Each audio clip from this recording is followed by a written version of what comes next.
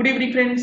GST platform के YouTube channel में आप सभी का स्वागत है। सर, जीएसटीआर 4 का जो ऑफलाइन टूल है कॉम्पोजिशन टैक्स पेयर्स के लिए, उसे कैसे भरना है। जीएसटीआर 4 फाइलिंग स्टार्ट करने से पहले आपके पास एक जरूरी इंफॉर्मेशन ये दिया जाना है कि 16 अगस्त 2020 को जीएसटीआर 9 एंड 9C जो रेगुलर टैक्स पेयर्स के लिए फाइलिंग होनी है, उसका ऑनलाइन ट्रेनिंग सेशन ऑर्गेनाइज किया गया है। रजिस्ट्रेशन के लिए आप इस नंबर पे कॉल कर सकते हैं। 11 बजे से 2 बजे तक का ये ऑनलाइन सेशन जो है वो होगा। यहाँ पर आप देख पा रहे हैं, मैंने ओपन करा है जीएसटीआर 4 का ऑफलाइन टूल। डाउनलोड करने के लिए आपको चले जाना है जीएसटी पोर्टल के डाउनलोड सेक्शन में और ऑफलाइन टूल्स के अंदर जा करके आप जीएसटीआर 4 का एनुअल ऑफलाइन टूल वर्जन 1.0 जो है वो डाउनलोड करेंगे। लोग कंफ्यूज कर रहे हैं कि सर 2 जीएसटीआर 4 आ रही है। मैं आपको बता दूं, यहाँ पे जो एक और जीएसटीआर 4 है वो क्वार्टरली फाइलिंग के लिए है, जो कि एप्लीकेबल है टिल 31 मार्च 2019। अप्रैल 19 ऑनवर्ड्स आपको जो एनुअली फाइल करनी है जीएसटीआर 4, उसके लिए ये वाला कॉपी डाउनलोड करना होगा, अदरवाइज आप फाइलिंग नहीं कर पाएंगे। डाउनलोड करने के बाद आपके सामने कुछ ऐसा एक्सेल फाइल ओपन हो जाएगा, जहां पे आपको सबसे पहले अपना जीएसटी नंबर डालना है। उसके बाद फाइनेंशियल ईयर 1920 जो है वो सिलेक्ट करेंगे। सर, 1920 के अलावा क्या और ये कभी भी फाइनेंशियल ईयर के लिए फाइल नहीं होगी? जी नहीं, बिफोर 1920 ये फॉर्म एप्लीकेबल ही नहीं था। 1920 ऑनवर्ड्स ही ये फाइलिंग होनी है, तो फर्स्ट ईयर इसका 19-20 रहने वाला है। इसके अंदर जो इंस्ट्रक्शंस हैं वो दिए गए हैं, आप उसको पढ़ सकते हैं, लेकिन पढ़ के कुछ चीजें समझ आएंगी, कुछ चीजें समझ नहीं आएंगी, जो कि आज मैं आपको बताने वाला हूं किन किन चीजों का आप ध्यान रखेंगे। सबसे पहले यहाँ पे एक चीज बताई गई है कि ये जो एक्सेल बेस्ड यूटिलिटी है ये है किसके लिए।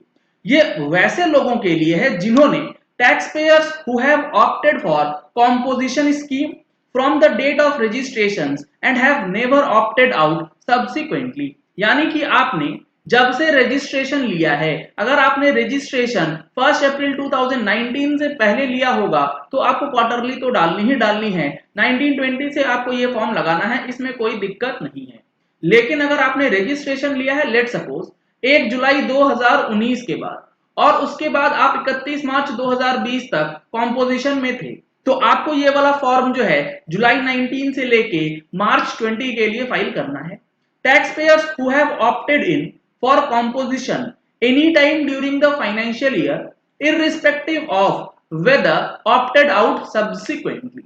यानी कि लेट सपोज आप 1/4/2019 से लेके 30/9/2019 तक रहते हैं कॉम्पोजिशन में, 1 अक्टूबर से आप चले गए रेगुलर में, तो आपको 1/4 से लेके 30/9 के लिए जीएसटीआर 4 जो है भरना है। The annual return can be filed even if the taxpayer has got his registration cancelled during the financial year। अगर आपका रजिस्ट्रेशन कैंसिल हो गया है फिर भी आपको जीएसटीआर 4 जो है up to the date of cancellation तक का फाइल करना होगा। However, same need not be filed for subsequent year। GST practitioner cannot file the return, but GST practitioners shall have an option to prepare the return for taxpayers। ये काफी important है। अगर आपका GST number cancel हो गया है तो जिस साल कैंसिल हुआ उस साल तो up to the date of cancellation filing होगी, उसके बाद वाला जो साल है उसमें आप फाइल नहीं करेंगे, और जीएसटी प्रैक्टिशनर इस रिटर्न को फाइल नहीं कर सकते, वो सिर्फ प्रिपेयर कर पाएंगे। अब आगे इन्होंने टेबल वाइज कुछ इंस्ट्रक्शंस दिए हैं कि क्या टेबल किस चीज के लिए है, तो मैं आपको अब डायरेक्टली लेकर के चलता हूं टेबल्स के अंदर ताकि चीजें आपको समझ में आ जाए। टेबल नंबर 4A ये बात करता है inward supplies received from a registered supplier other than supplies attracting reverse charge. यहां पर सवाल आता है लोगों का कि जो जीएसटी नंबर है कॉम्पोजिशन में लिया हुआ, क्या उसको परचेज डालना मैंडेटरी है? जी हां, परचेज डालना बिल्कुल मैंडेटरी है, ऑप्शनल नहीं है। ये किसने कह दिया है आप लोगों से कि कॉम्पोजिशन टैक्स पेयर्स को अकाउंट बनाने की जरूरत नहीं है?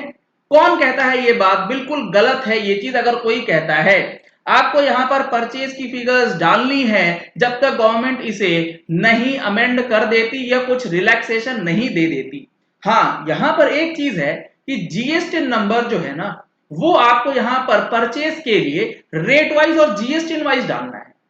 लेट सपोज आप जिस जीएसटी से परचेज करते हैं उससे आप मल्टीपल टैक्स रेट का आइटम परचेज कर रहे हैं, तो यहां पे आपको बिल वाइज एंट्री नहीं करनी है। लेट सपोज इस जीएसटी नंबर से आपने 5, 12, 18, 28 हर तरीके का माल परचेज किया है, तो आपको सिर्फ ये जीएसटी नंबर डालना है और यहां पर जैसे ही आप प्लेस ऑफ सप्लाई सिलेक्ट करेंगे सप्लाई टाइप अपने आप आ जाएगा।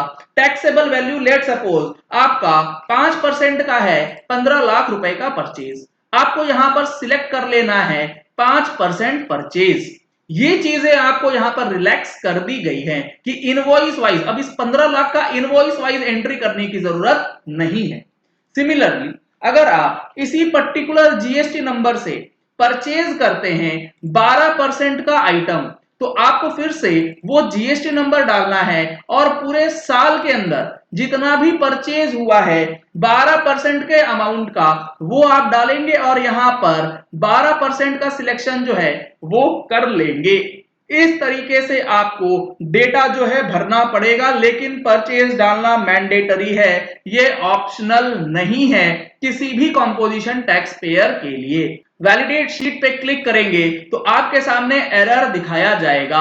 यहां पर आपको ध्यान रखना है ये जो एक्शन का बटन दिया गया है इसे ऐड जरूर सिलेक्ट कर लें वैलिडेट करने से पहले, अदरवाइज एरर जो है वो आ जाएगी। यहां पर आप देख रहे हैं जैसे ही मैंने ऐड किया शीट सक्सेसफुली वैलिडेटेड हो गई। यहां पर आपके पास जो जीएसटीआर 4 का टेबल 4A है जिसमें हम लोगों को B2B परचेजेस डालना होता है, वो डेटा यहां पर फीड हो चुका है। इसके अंदर रिवर्स चार्ज का कोई एंट्री नहीं होगा। दूसरा है B2B, अगर आपने किसी रजिस्टर्ड सप्लायर से कोई माल परचेज किया है या कोई सर्विसेज ली है जो कि रिवर्स चार्ज के अंदर आती है, तो वो एंट्री आपको इस पर्टिकुलर टेबल नंबर बी के अंदर करनी होगी, जैसा कि मैंने आपको उसमें दिखाया था। सिमिलर पैटर्न पे आप यहां भी डेटा फीड करेंगे। प्लेस ऑफ सप्लाई आपको सिलेक्ट करना है according to the GST number of the supplier और उसके बाद सप्लाई टाइप अपने आप आएगा और आप यहां पर टैक्सेबल वैल्यू डाल के जो हमारा टैक्स रेट है उसको सिलेक्ट कर लेंगे। अब यहां पे आपको एडिशनल एक ऑप्शन जो है वो देना पड़ेगा, जो एक्शन का बटन है उसे ऐड करके। यहां पे आप जैसे ही वैलिडेट करेंगे आपका ये शीट जो है वैलिडेट हो गया सक्सेसफुली। इस चीज को ध्यान रखिएगा, जो टेबल नंबर 4B में डेटा आप डालेंगे इससे आपकी लाइबिलिटी बनेगी जो कि कॉम्पोजिशन रिटर्न जो स्टेटमेंट आपने फाइल करी है CMP 08 उससे मैच होनी चाहिए। टेबल नंबर 4C ये बात करता है inward supplies received from unregistered supplier. यहां पे इन्होंने बोला है in case reverse charge option is no then supply type and rate percentage and tax amount are not required to be provided. जी हाँ फ्रेंड्स, अगर आपने किसी अनरजिस्टर्ड सप्लायर से माल खरीदा है लेकिन वो रिवर्स चार्ज के दायरे में नहीं आता है, तो आपको सिर्फ और सिर्फ प्लेस ऑफ सप्लाई डालना है और टैक्सेबल वैल्यू डालना है अगर रिवर्स चार्ज नो किया गया है। अगर रिवर्स चार्ज यस आप करते हैं तो आपको यहां पर सप्लाई टाइप भी सिलेक्ट करना होगा, रेट का भी सिलेक्शन करना होगा और टैक्स अमाउंट जो है ऑटोमेटिकली कैलकुलेट हो जाएगा। तो अनरजिस्टर्ड परचेज के लिए ध्यान रखिएगा कि आप यहां पर रिवर्स चार्ज नो या यस सिलेक्ट करते हैं तो अकॉर्डिंगली डेटा जो है वो फीड होता है। अगर आप यहां पर ध्यान नहीं देंगे तो गलती हो जाएगी। पैन नंबर है तो डालिए, नहीं तो छोड़ दीजिए। उसके बाद है इंपोर्ट ऑफ सर्विस, अगर आपका है तो अकॉर्डिंगली आप डाल सकते हैं। इसके बाद है टेबल नंबर 5।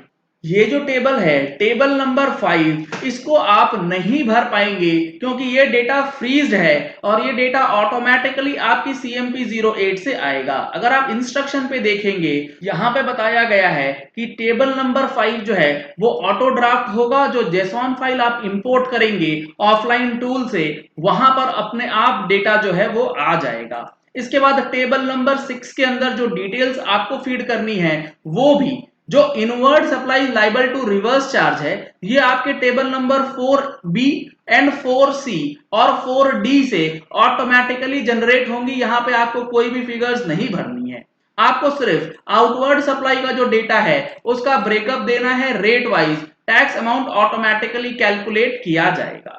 उसके बाद टीडीएस एंड टीसीएस की एंट्रीज जो है वो आप नहीं कर पाएंगे, क्योंकि उसके लिए फैसिलिटी आपको पोर्टल पे दी गई है।